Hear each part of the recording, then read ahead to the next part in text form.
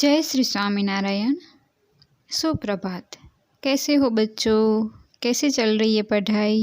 ठीक चल रही है ना? आई होप ठीक चल रही होगी। आज हम पेज नंबर 56 में प्रश्न के उत्तर है वो करेंगे।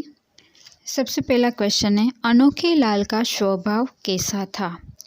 तो यहाँ आंसर आएगा, अनोखे लाल का स्वभाव बहुत ही अनोखा था।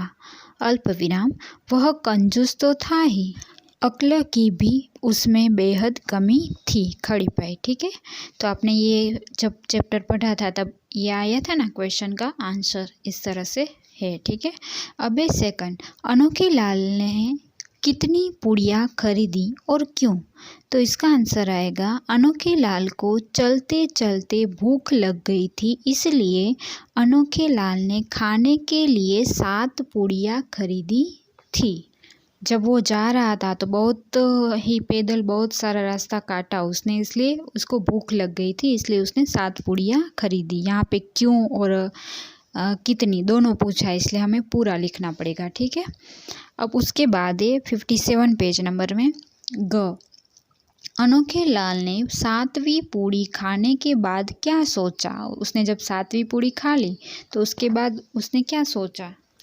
तो इसका आंसर आएगा, अनोखे लाल ने 7वीं पूड़ी खाने के बाद सोचा।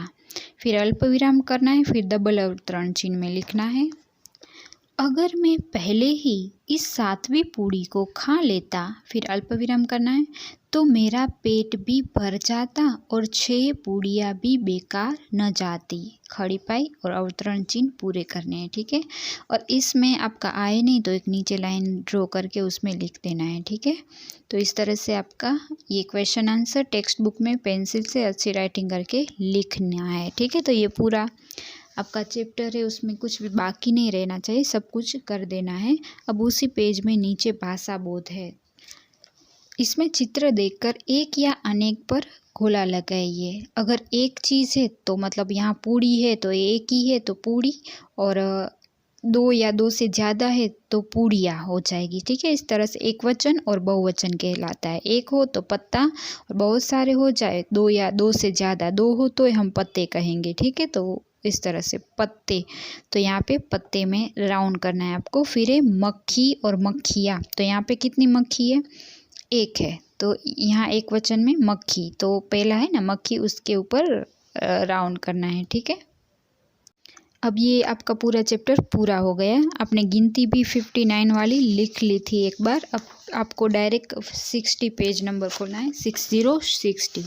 अब गिनती आपने जो लिखी थी ना, वही आपको यहाँ पे पेंसिल से ऊपर की लाइन को टच करके अच्छी तरह से लिखना है। उसमें थोड़ी सी लिखी हुई है और जहाँ पे नहीं लिखी हुई है वहाँ ब्लैंक है, वहाँ पे आपको लिखना है। तो सबसे पहले यहाँ पे है 1, उसके नीचे देखो खाली जगह, वहाँ पे लिखना है 2, उसके बाद 3, 4 और 5 लिखे हुए, 6 और 7 आपको लिखना है, 8 लिखा हुआ है, 9 और 10 आपको लिखना है। ठीक है, अब दूसरी लाइन में सबसे पहले खाली जगह है, 10 के बाद क्या आएगा? 11, 12 और 13 लिखा हुआ है, फिर नीचे आएगा 14, 15, 16 लिखा हुआ है, आपको लिखना है 17, 18 लिखा हुआ है, आपको लिखना है 19, फिर 20 लिखा हुआ है, आपको लिखना है 21, 22 लिखा हुआ है, आपको लिखना है 23, 24 और 25 लिखा हुआ है, आपको लिखना है 26, 27 लिखा हुआ है, आपको लिखना है 28, 29, 30 और 31 लिखा हुआ है, आपको लिखना है 22, 23 लिखा हुआ है, 24 और 25 आपको लिखना है, 36 लिखा हुआ है, 27 आपको लिखना है,